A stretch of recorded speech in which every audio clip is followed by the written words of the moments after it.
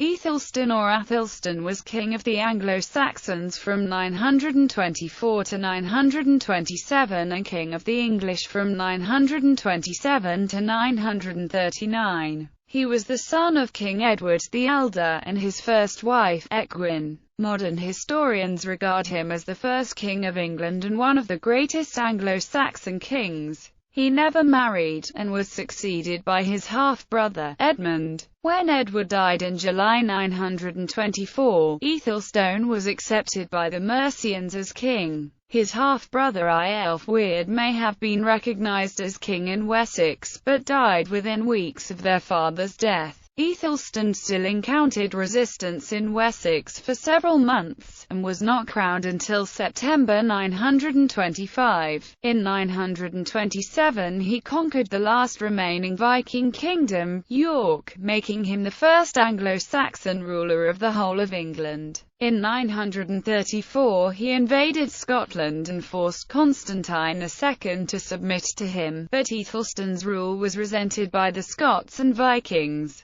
and in 937 they invaded England. Æthelstan defeated them at the Battle of Brunanburh, a victory which gave him great prestige both in the British Isles and on the continent. After his death in 939 the Vikings seized back control of York, and it was not finally reconquered until 954. Æthelstan centralized government. He increased control over the production of charters and summoned leading figures from distant areas to his councils. These meetings were also attended by rulers from outside his territory, especially Welsh kings, who thus acknowledged his overlordship. More legal texts survive from his reign than from any other 10th-century English king. They show his concern about widespread robberies, and the threat they posed to social order. His legal reforms built on those of his grandfather, Alfred the Great. Æthelstan was one of the most pious West Saxon kings, and was known for collecting relics and founding churches. His household was the center of English learning during his reign, and it laid the foundation for the Benedictine monastic reform later in the century. No other West Saxon king played as important a role in European politics as Æthelstan,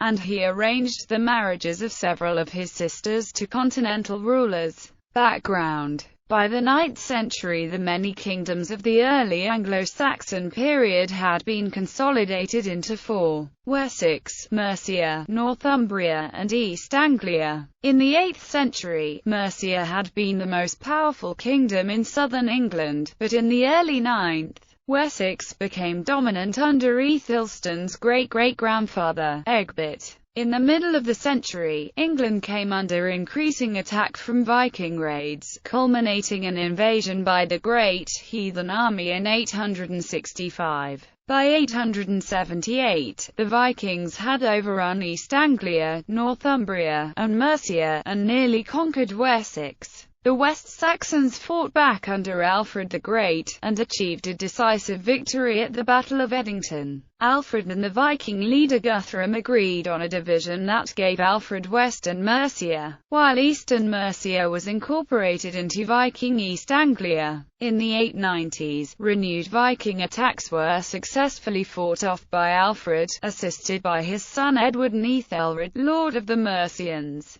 Æthelred ruled English Mercia under Alfred and was married to his daughter Æthelflæd. Alfred died in 899 and was succeeded by Edward. Æthelwold, the son of Æthelred, King Alfred's older brother and predecessor as king, made a bid for power, but was killed at the Battle of the Home in 902. Little is known of warfare between the English and the Danes over the next few years, but in 909, Edward sent a West Saxon and Mercian army to ravage Northumbria. The following year the Northumbrian Danes attacked Mercia, but suffered a decisive defeat at the Battle of Tetton Hall. Æthelred died in 911 and was succeeded as ruler of Mercia by his widow Æthelflæd. Over the next decade, Edward and Æthelflæd conquered Viking Mercia and East Anglia. Æthelflæd died in 918 and was briefly succeeded by her daughter Ælfwine, but in the same year Edward deposed her and took direct control of Mercia. When Edward died in 924, he controlled all of England south of the Humber. The Viking king Sihtric ruled the Kingdom of York in southern Northumbria, but Ealdred maintained Anglo-Saxon rule in at least part of the former Kingdom of Bernicia from his base in Bamborough in northern Northumbria. Constantine II ruled Scotland, apart from the southwest, which was the British Kingdom of Strathclyde.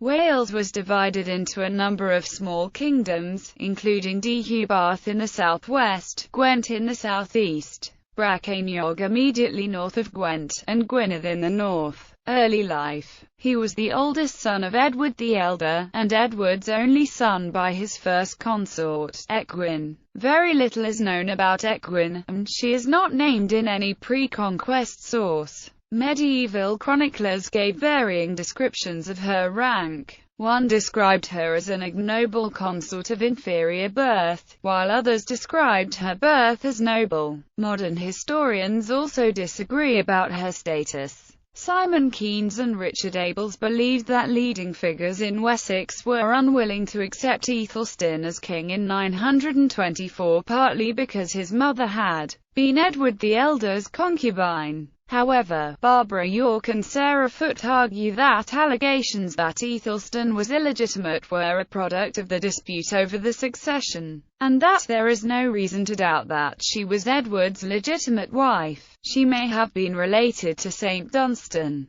William of Malmesbury wrote that Alfred the Great honoured his young grandson with a ceremony in which he gave him a scarlet cloak, a belt set with gems, and a sword with a gilded scabbard. Medieval Latin scholar Michael Lapidge and historian Michael Wood see this as designating Æthelstan as a potential heir at a time when the claim of Alfred's nephew, Æthelwold, to the throne represented a threat to the succession of Alfred's direct line. But historian Janet Nelson suggests that it should be seen in the context of conflict between Alfred and Edward in the 890s. And might reflect an intention to divide the realm between his son and his grandson after his death.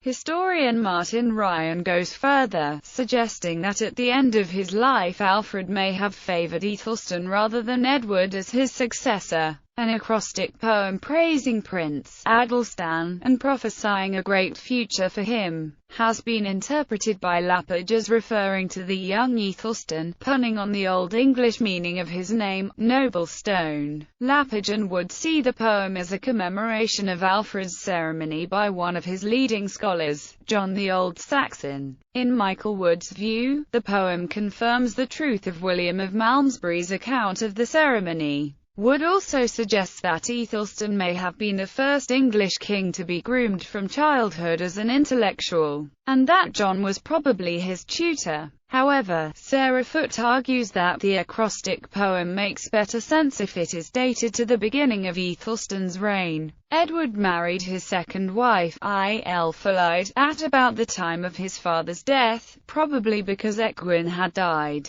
although she may have been put aside. The new marriage weakened Æthelstan's position, as his stepmother naturally favoured the interests of her own sons, Æthelflæd and Edwin. By 920, Edward had taken a third wife, Eadgifu, probably after putting Æthelflæd aside. Eadgifu also had two sons, the future kings Edmund and Eadred. Edward had several daughters, perhaps as many as 9. Æthelstan's later education was probably at the Mercian court of his aunt and uncle, Æthelflæd and Æthelred, and it is likely that the young prince gained his military training in the Mercian campaigns to conquer the Danelaw. According to a transcript dating from 1304, in 925 Æthelstan gave a charter of privileges to St. Oswald's Priory, Gloucester, where his aunt and uncle were buried, according to a pact of paternal piety which he formally pledged with Æthelred,